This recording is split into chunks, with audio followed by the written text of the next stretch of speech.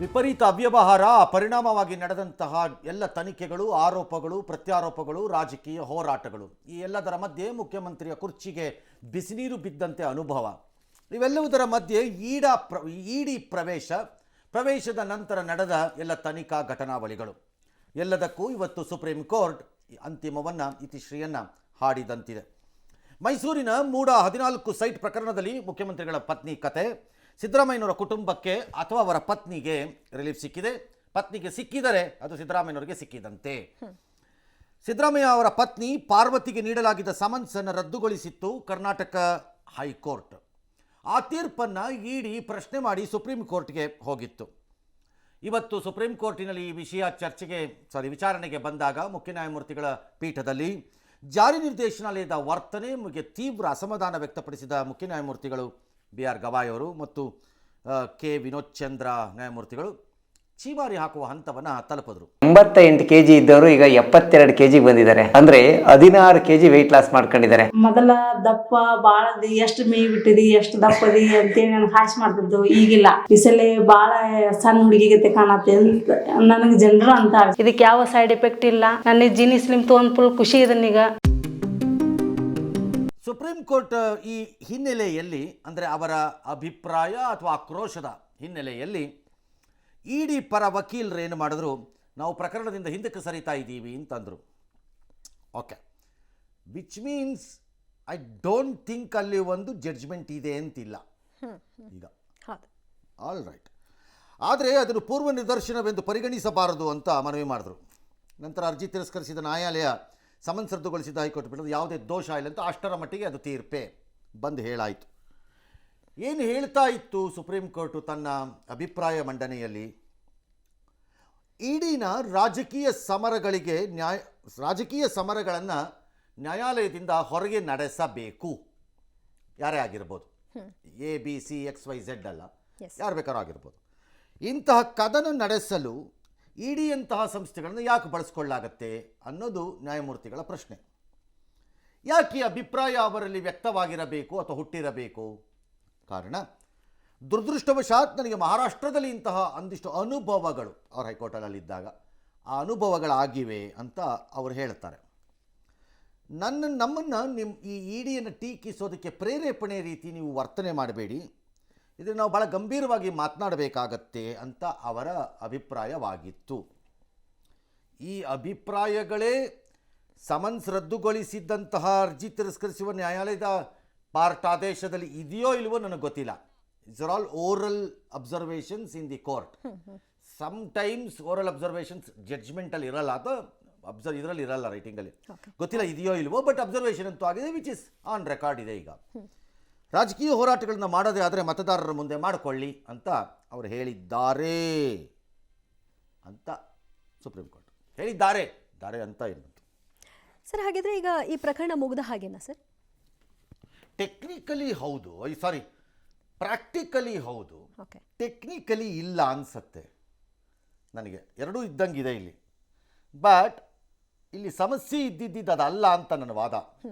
ನಾನು ಡೇ 1 ಈ ಪ್ರಕರಣ ಬಂದಾಗ ಕೇಳ್ತಾ ಇದ್ದೀನಿ, ಈ ವಿಚಾರದಲ್ಲಿ ಭಾಳ ಭಿನ್ನವಾದಂತಹ ರಾಜಕೀಯ ಪ್ರೇರಿತ ಅಥವಾ ಸೈದ್ಧಾಂತಿಕ ಪ್ರೇರಿತ ವಾದವನ್ನೇ ನಾವು ಪಬ್ಲಿಕ್ ಟಿವಿಲಿ ಮಂಡನೆ ಮಾಡಿಲ್ಲ.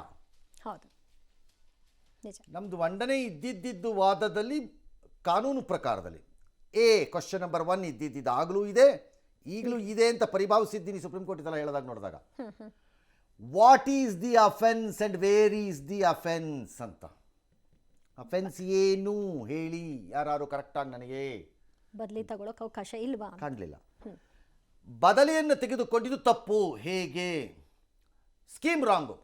ಆಕೆಗೂ ಸ್ಕೀಮ್ಗೂ ಸಂಬಂಧವಿಲ್ಲ. ಸ್ಕೀಮನ್ನು ಜಾರಿ ಮಾಡಿರುವುದು ಸರ್ಕಾರಗಳು. ಆ ಸ್ಕೀಮ್ ಸರಿ ಇಲ್ಲ ಎಂದರೆ ಅದನ್ನು ಹಿಂದೆ ಸರಿಯಬೇಕಾಗಿದ್ದು ಸರ್ಕಾರಗಳು. ಜಾರಿಯಲ್ಲಿರುವ ಸ್ಕೀಮ್ನಲ್ಲಿ ಅರ್ಜಿ ಹಾಕಲು ಎಲ್ಲರೂ ಸ್ವತಂತ್ರರು. ಕೊಡೋದು ಬಿಡೋದು ನಿಮಗೆ ಬಿಟ್ಟಿದ್ದು. ಇಂಥದ್ದೇ ಕೊಡಿದ್ರು. ಮೈಸೂರು ಅರಮನೆಯ ಪಕ್ಕದಲ್ಲಿ ಬೇಕಾದ್ರೆ ಅವ್ರು ಅರ್ಜಿ ಹಾಕಬಹುದು ಅಂತ ನಾನು ಹೇಳಿದ್ದೆ. ಕೊಡೋರ ವಿವೇಚನೆ ಇರಬೇಕು, ನಿಮಗೆ ವಿವೇಚನೆ ಇರಬೇಕದಷ್ಟೇ ಅಂತ ಹೇಳ್ತಿದ್ರು. ವಾದವನ್ನು ಮಂಡನೆ ಮಾಡಿದ್ವಿ. ಅರ್ಶಿನ ಕುಂಕುಮ ಅದು ಬೋಗಸ್ ಅದು, ಅದರಿಂದ ಅದು ಡಿನೋಟಿಫೈ ಆಗಿತ್ತು, ಹಂಗಾಗಿತ್ತು ಹಂಗಿತ್ತು. ನಾನು ಆಗಲೂ ಹೇಳಿದೆ ಇರಬಹುದು.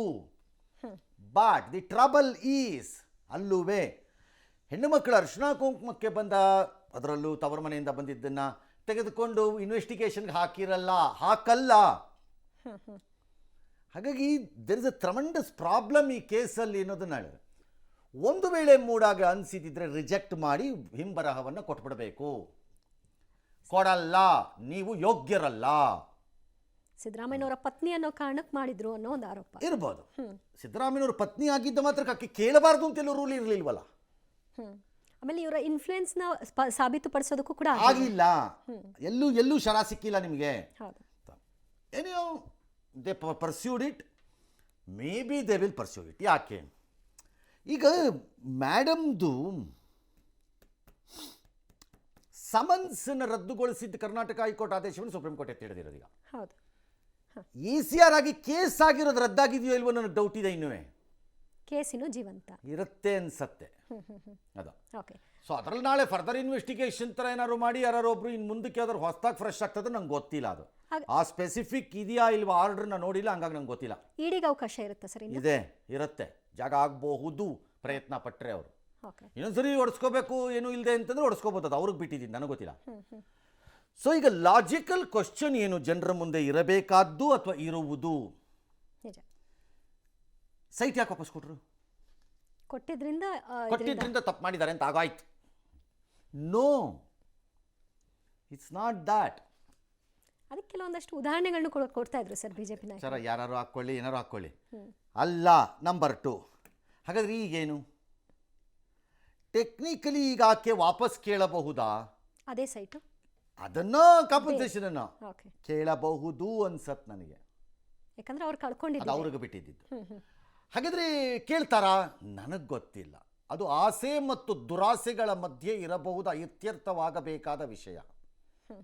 ಅವಶ್ಯಕತೆ, ಆಸೆ, ದುರಾಸೆ ಮಧ್ಯದಲ್ಲಿ ಇರಬಹುದ, ಮೂರರ ಮಧ್ಯದಲ್ಲಿ ಎಲ್ಲೋ ಇರಬಹುದಾದ ನಿರ್ಧಾರ ಅದು.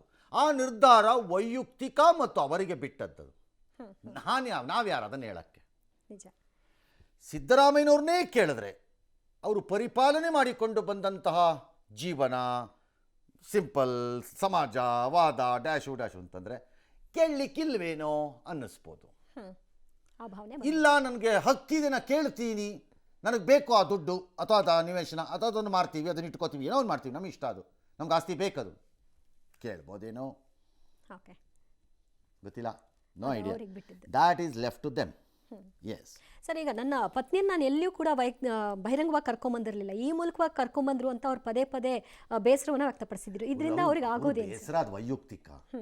ರಾಜಕೀಯ ಜೀವನದಲ್ಲಿ, ಸಾರ್ವಜನಿಕ ಬದುಕಿನಲ್ಲಿ ಇಂತಹ ಸೂಕ್ಷ್ಮತೆಗಳನ್ನು ಇಟ್ಕೊಂಡು ನಾನು ಇರ್ತೀನಿ ಅನ್ನೋದಾ? ಅಲ್ಲ, ಅದು ಸರಿ ಅಲ್ಲ. ಅವ್ರು ಕರ್ಕೊಂಬಂದ್ಬಿಟ್ರು, ಇದು ಮಾಡಿಬಿಟ್ರು ಅಂತ ಹಂಗೆ ಹೇಳೋಕ್ಕಾಗಲ್ಲ. ನೀವು you cannot, you are in a public domain. ಹಾಗಾಗಿ ಅದಕ್ಕೇನು ಮಾಡೋಕ್ಕಾಗಲ್ಲ. ಅದಕ್ಕೆ ದಾಟ್ ಎವ್ರಿಬಡಿ ಆಸ್ ಅಂಡರ್ಗಾನ್, ನೀವು you have to face it ಅಷ್ಟೇ. ಇದರಿಂದ ರಾಜಕೀಯವಾಗಿ ಏನಾದರೂ ಗಳಿಸಿದ್ರಾ ಸರ್? ಸಾಧ್ಯತೆ ಇದೆಯಾ ಸಿದ್ದರಾಮಯ್ಯನವರ? Sir, yes and no. ಹೇಗೆ ಸರ್? ಎಸ್ ಹೇಗೆ ಅಂದರೆ ನೈತಿಕವಾಗಿ ಹಿ ಈಸ್ ಸ್ಟ್ರಾಂಗರ್ ಟುಡೇ. ನಾನು ಹೇಳಿದ ಸತ್ಯ ಆಯಿತು ಅಂತ ಅಲ್ಲ, ನನ್ನ ಮೇಲೆ ಬಂದಿದ್ದಂತಹ ಇಂಥ ಆರೋಪದಿಂದ ನಾನು ಕಳಂಕದಿಂದ ಮುಕ್ತನಾಗಿದ್ದೇನೆ ಅನ್ನುವುದನ್ನು ಇಟ್ಟುಕೊಂಡು ಹೆಚ್ಚು ಎದೆ ಉಬ್ಬಿಸಿ ಜನರ ಬಳಿಗೆ ಹೋಗಬಹುದು. ಓಕೆ. ವೈಯಕ್ತಿಕ ಆರೋಪದ ಆಧಾರದಲ್ಲಿ ನಾನು ಹೇಳ್ತಿರೋದು ಇದನ್ನು. ಓಕೆ. ಅಷ್ಟರ ಮಟ್ಟಿಗೆ ಹಿ ಈಸ್ ಸ್ಟ್ರಾಂಗರ್. ನಂಬರ್ 2, ಈ ನಿಲುವಿನಿಂದಾಗಿ ಅವರ ಹಿಂಬಾಲಕರಲ್ಲಿ ಅಥವಾ ಅವರ ಭಕ್ತಗಣದಲ್ಲಿ ಹೆಚ್ಚಿನ ಉತ್ಸಾಹವೂ ಇರಬಹುದು. ಓಕೆ. ನಮ್ಮ ಲೀಡರ್ ಹೇಳ್ಬಿಟ್ರ. 3ನೇದು, ಅವರನ್ನು ನಂಬುವ ಜನ, ಅವರು ಜಾತ್ಯಸ್ಥರಾಗಿರಬಹುದು, ಜಾತ್ಯಸ್ಥರಲ್ಲದೇ ಇರಬಹುದು. ಅವರು they may feel happy and stay behind him, continue to stay behind him. ಅವರ ಹಿಂದೆ ನಿಲ್ಲುವಂತಹ ತಮ್ಮ ಇದನ್ನು ಮುಂದುವರಿಸ್ಬೋದು. ಹಾಗಾಗಿ ಹಿಸ್ ಪೊಲಿಟಿಕಲ್ ಬೇಸ್ ವೀಕನ್ ಆಗಬಹುದಾಗಿದ್ದು ಈ ಘಟನೆಯಿಂದ ಆಲ್ಮೋಸ್ಟ್ ಇಲ್ಲವಾಗುತ್ತೆ, ಇಲ್ಲದ್ರೆ ಕಡಿಮೆ ಆಗೋಗುತ್ತೆ. ಈಗಲೂ ನಂಬದೇ ಇದ್ದವ್ರು ಇರ್ತಾರೆ. ಇವೆಲ್ಲ ನಂಬಕ್ಕಾಗತ್ತೇನ್ರಿ, ಎಲ್ಲ ಅಡ್ಜಸ್ಟ್ ಮಾಡ್ಕೊಂಡ್ಬಿಡ್ತಾರೆ ಇವ್ರುಗಳೆಲ್ಲ, ಹಾಗೆ ಹೀಗೆ ಅಂತ ಸುಮ್ಮನೆ ಬಿಟ್ಕೊಂಡು ಓಡಾಡ್ತಿರ್ತಾರೆ ಜನ. ಕೋರ್ಟ್ ವಿಷಯದಲ್ಲೂ ಮಾತುಗಳನ್ನ ಎಲ್ಲದರಲ್ಲೂ ಮಾಡ್ತಾರೆ ನಮ್ಮ ಜನ. ಹಾಗಾಗಿ he will be strong. No ಅಂತ ಹೇಳ್ತೀನಿ. ಹಾಂ ಸರ್. ಹೇಗೆ ನೋ? ಯಾತಕ್ಕವರು ಸ್ಟ್ರಾಂಗ್ ಆಗಿದ್ದಾರಾ ಅನ್ನೋ ಪ್ರಶ್ನೆ ಉದ್ಭವವಾಗತ್ತೆ. ಅದು ಉದ್ಭವವಾಗುವುದೇ ಅವರ ಮುಖ್ಯಮಂತ್ರಿಯ ಅಧಿಕಾರಾವಧಿ ಆಧಾರದ ಮೇಲೆ. ನಿಜ. ಅದಕ್ಕೆ ತಾನೇ ಉದ್ಭವ ಆಗ್ತಿರೋದು. ಹೌದು. ಸರ್ ಅವ್ರಿಗೆ ಸ್ಟ್ರಾಂಗ್ ಆಗ್ಬಿಟ್ರೆ ಅಂದರೆ ಸಿ ಎಂ ಪೋಸ್ಟ್ ಬಿಟ್ಕೊಡಲ್ವಾ ಸರ್? ನೆಕ್ಸ್ಟ್ ಲಾಜಿಕಲ್ ಕ್ವಶನ್ ಅದಲ್ಲಿ. ನಿಜ. ಅಲ್ಲಿಗೆ ಹಾಗಾಗಿ ಅದರ ಆಧಾರದ ಮೇಲೆ ಅವರು ಸ್ಟ್ರಾಂಗಾ ವೀಕಾ ಅಂತ ಕೇಳೋದು ಇವರು. ಅದರ ಆಧಾರದಲ್ಲಿ ತೆಗೆದುಕೊಳ್ಳೋದಾದರೆ ಅವರು ಸ್ಟ್ರಾಂಗೇ. ಬಟ್ ಇದಕ್ಕೆ ಮೊದಲೇ ಅವರೇನಾದರೂ ದೆಹಲಿಯಲ್ಲಿ ಒಪ್ಪಂದಗಳಕ್ಕೆ ಕಟ್ಟು ಬಿದ್ದಿದ್ದರೆ ನಮಗೆ ಗೊತ್ತಿಲ್ಲ. ಆಗ ಈ ಸ್ಟ್ರಾಂಗ್ ಏನಿದೆ ಅದಲ್ಲಿ ಅವ್ರಿಗೆ ಹೆಲ್ಪ್ ಮಾಡುತ್ತೆ ಅಂತ ನನಗೇನು ಅನಿಸಲ್ಲ. ಮ್ಯಾಟರೇ ಆಗಲ್ಲ. ನನಗೇನು ಅನಿಸಲ್ಲ ಅವ್ರಿಗೆ ಅದು ಹೆಲ್ಪ್ ಮಾಡುತ್ತೆ ಅಂತ ನನಗನ್ಸಲ್ಲ. ಸೊ ಹಾಗಾಗಿ ನನ್ನ ಉತ್ತರ ಎಸ್ ಆ್ಯಂಡ್ ನೋ ಎರಡೂ ಇದೆ.